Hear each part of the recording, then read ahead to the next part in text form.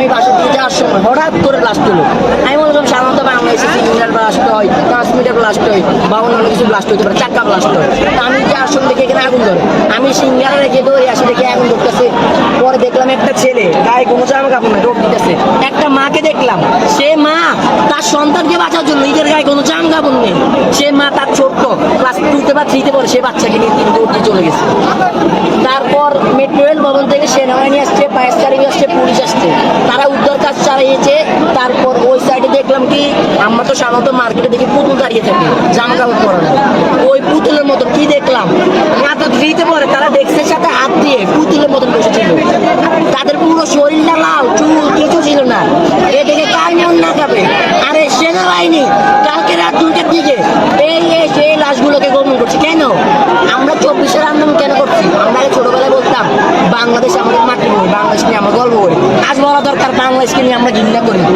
কালকে স্কুলের প্রধান শিক্ষক সহ আরো 3 জনকে নিয়ে সেনাবাহিনী বলছে যারা মারা গেছে তাদের সংখ্যা বলবেন আপনারা ফেসবুকে।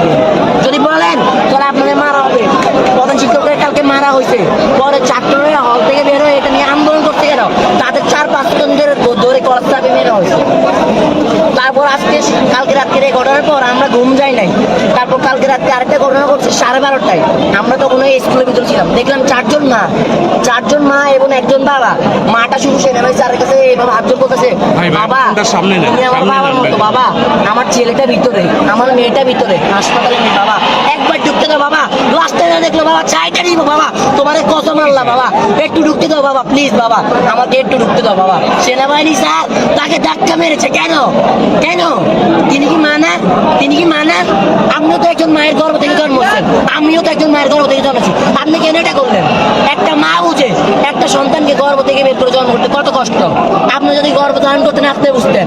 ওই সেনাবাহিনী স্যাররা কালকে যে একটা অবস্থা করছে শিক্ষকদের উপর যে মারা মারছে, আর এখন এই পুলিশ কুত্তারা ওই আসিফ নজরুলের নির্দেশে যে হামলাটা আমাদের উপর করছে, এটা খুবই নিন্দনীয়। আমরা যৌক্তিকভাবে 6 দফা দাবি নিয়ে এখানে এসেছি, আমাদের 6 দফা মেনে নেওয়া হচ্ছে না, বরঞ্চ আমাদের বন্ধুদের উপর হামলা করেছে। তারা কি মেয়ে মানে না? এই সেনাবাহিনী কেন? সেনাবাহিনী কি পুলিশের বন্ধুরা? আগে বলতো বাবা সেনাবাহিনী হচ্ছে জনগণের বন্ধু, তাহলে আজকে এই মাটাকে কেন মারা হলো? এই মাটাকে কেন থাপ্পড় দেওয়া হলো? লাশের সংখ্যা অনেক বেশি বলে লাশের সংখ্যা আমাদের মধ্যে 100+, আর আহত হচ্ছে 200+। এই যে আমরা একটা 7 মিনিটে 30টা লাশ আমার সামনে বেরোচ্ছে, 30টা লাশ একটা 7 মিনিটে। বোমা বিস্ফোরণ করছে একটা 4 মিনিট, একটা 7 মিনিটে 3 মিনিটের পার্থক্য 30টা লাশ বের করছে। তারপর তারা আপনার 6টার দিকে বলছে উপদেষ্টা সব মেনে নিচ্ছে। উপদেষ্টার এই কথার দাম নাই। আমাদের এখন মেন দাবি প্রধান উপদেষ্টা, সেনা প্রধান, বিমান বাহিনীর প্রধান এবং নৌবাহিনীর প্রধান সোহরাওয়ার্দী উদ্যানে আমাদের সাথে মিটিং করবে। আমরা এই 4 দেওয়ালের মধ্যে বসে তাদের এই বিজ্ঞপ্তি শুনবো না, আমরা সরাসরি তাদের সাথে কথা বলতে চাই। এই উপদেষ্টাদের কথা বলছে তার সাথে পুলিশ ছিল, আমাদের একটা কথা বলার সুযোগ দেন না। আমাদের কি কথা বলার অধিকার নাই? আমরা 24 আন্দোলন করছি কেন? স্বাধীনভাবে বেঁচে থাকার জন্য তো আমরা 24 আন্দোলন করছি। এটা কি তাহলে আমাদের আন্দোলন? এটা কি আমাদের 2022 মৃত্যু দিয়া? এখনো আপনারা যদি আমি আপনাদের ভিতরে ঢুকাই, এখনো কিছু ভাইয়ের, কিছু ছোট ভাই, কিছু বোনের হাত পাবেন, মাথা পাবেন, শরীরে ভিন্ন অঙ্গন পাবেন, তারা ভয় পাচ্ছেন। তারা যদি ভয় না পেত এখনো আমাদের ভিতরে ঢুকতে দিত, কালকেও ঢুকতে দেয় না, এখনো ঢুকতে দিচ্ছে না, তারা ভয় পাচ্ছে। আজকে সকাল আমরা যখন ভোরে এসেছি দেখি একটা হাত, তারা বলতে কিছু ভলেন্টিয়ার বাইরে আছে সেনাবাহিনীর পক্ষে, সেনাবাহিনীর দালাল, তারা ওটাকে বলদিনে পেঁচিয়ে ভিতরে রেখে দিচ্ছে। এটা কেন?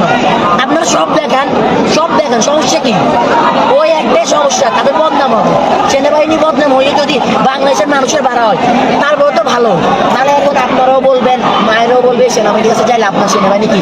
কালকে আপনাদের মতন কিছু ভাইরা, কিছু আঙ্কেল এসেছিল সংবাদ সংগ্রহের জন্য, ওই সেনাবাহিনীর দালাল, ওই পুলিশের দালাল, ওই আনসারের দালাল তাদের নিয়েছে কেন? আপনারা একজন সাংবাদিক, আপনারা আসেন দেশের সকল খবরাখবর মানুষকে জানানোর জন্য, কেন আপনাদের মারা হলো? কেন? আপনারা কি মানুষ না? আমরা কি মানুষ না? ওই ছোট ছোট বাচ্চারা সেনাবাহিনী সরকারে কি বলে? সরকারে কি বলে? যারা মারা গেছে সমস্যা নাই, তো বাচ্চা সমস্যা কি? বাচ্চা প্রায় 300-400 মানুষ মারছে একটা ক্লাসে, 30 জন করে হয়। হিসাব করেন 8জন ক্লাসে কত? 8টা ক্লাসে হিসাব করেন। তারপর 1993 ব্যবহার করে, এটা কেন? অন্যান্য দেশে বা উন্নত, আমাদের বাংলাদেশকে নাকি উন্নত দেশ বলা হয়, কিভাবে উন্নত দেশ? আমি তো কিচ্ছুই দেখছি না। আমাদের সামনে প্রজন্ম কি শিখবে?